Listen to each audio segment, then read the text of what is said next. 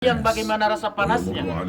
Jikalau sekarang kita merasakan kepanasan di atas bumi yang langitnya jauh, mataharinya jauh, bagaimana dengan panasnya padang mahsyar yang Allah dekatkan mataharinya dengan kepala kita? Siapa yang akan memberikan pertolongan dan perlindungan? Amal soleh yang telah kita kerjakan. Maka dari itu kita butuh amal soleh tersebut. Di sini manusia tergantung kualitas amalnya. Ada yang berkeringat setengah badannya, bahkan ada yang tenggelam dalam keringatnya. Dan di sini kita tidak bisa meminta pertolongan bantuan kepada yang lainnya.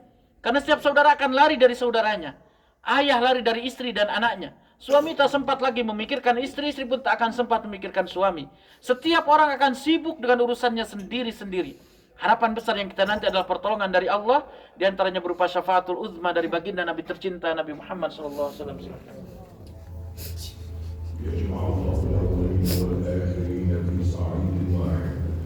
Kemudian Allah Subhanahu wa taala mengumpulkan kembali manusia dari pertama mereka diciptakan sampai hari kiamat.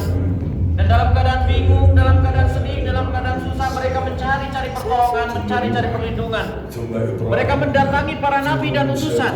Mulai dari Nabi Adam, Nabi Idris, Nabi Ibrahim, Nabi Musa, Nabi Isa, semuanya nabi didatangi. Namun tidak ada satupun dari mereka yang bisa membantu dan menolong. Hanya Nabi tercinta kita Nabi Muhammad sallallahu alaihi wasallam yang datang menghadap kepada Allah. Kemudian dia bersujud di hadapannya dengan sujud yang lama. Kemudian kata Allah Subhanahu wa taala, "Angkatlah kepalamu Muhammad, pintalah apa yang kau minta." Maka apa yang diminta oleh Rasulullah? Apakah beliau meminta kepentingan diri dan keluarganya? Tidak. Yang beliau minta adalah keselamatan untuk umatnya. Beliau meminta agar bisa memberikan syafaat kepada umatnya. Beliau meminta agar bisa memberikan pertolongan, perlindungan kepada umatnya. Umatku ya Rabb, umatku ya Rabb, umatku ya Rabb. Itulah yang selalu diminta oleh Rasulullah sallallahu alaihi wasallam. Kecintaan, kerinduan dan perhatian beliau kepada umatnya walaupun belum pernah berjumpa dengan umat tersebut. Sebelum wafat Rasulullah selalu mengingat umatnya. Dan saat ini di saat tidak ada lagi perlindungan kecuali perlindungan dari Allah, Rasulullah datang membawakan syafaat untuk umatnya. Syafaatul uzma dari baginda Nabi tercinta, izin dari Allah Subhanahu wa taala khusus untuk beliau agar memilih siapa saja beliau kehendaki dari umatnya, kemudian dimasukkanlah ke dalam surga bighairi hisab, masuk ke dalam surga tanpa melalui hisab, masuk ke dalam surga min sairi abwabil jannah, dari seluruh pintu surga yang dikehendakinya. Dan inilah keutamaan kelebihan daripada umat Rasulullah sallallahu alaihi wasallam.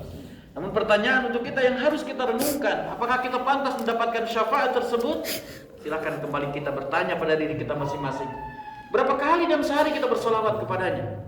Berapa kali dalam semalam kita bersolawat kepadanya?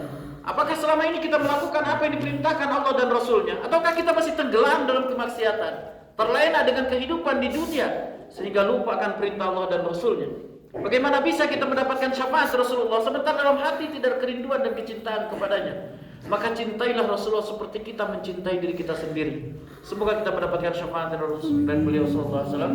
Allahumma shalli wa sallim wa barik alaihi. Kemudian setelah syafaat manusia akan dihadapkan di hadapan Sang Khaliq, Sang Pencipta Allah Azza wa Jalla. Silakan.